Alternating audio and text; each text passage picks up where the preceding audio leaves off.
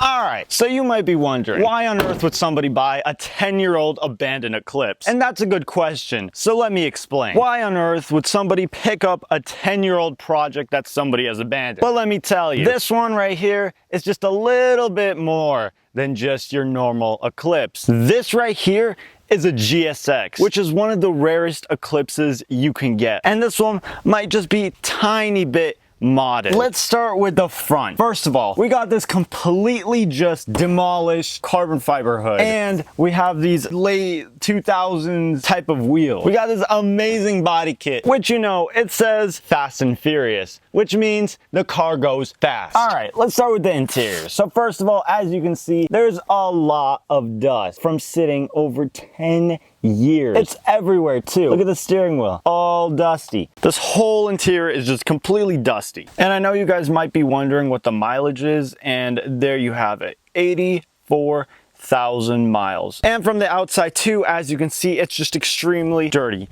I don't know if you could really be able to see, but as you can see, little spots like right here, it's just super dirty here, there, and behind here and everywhere. It's just fully dirty and dusty. All right, but enough about the exterior of this car. Let's go into the engine bay, which is probably the coolest thing here.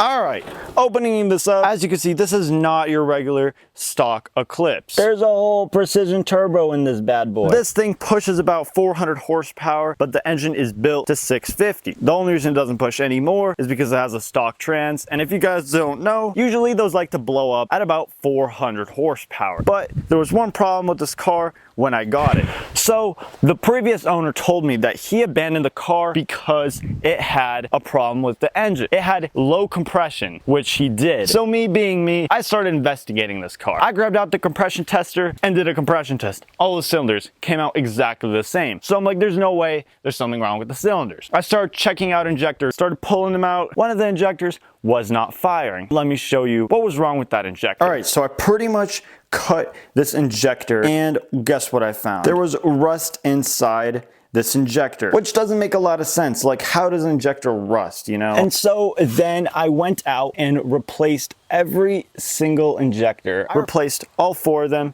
with new injectors. And guess what? The engine fired right up quite beautifully. So I know you guys want to hear how this engine sounds. So let me just, you know, quickly start it up for you.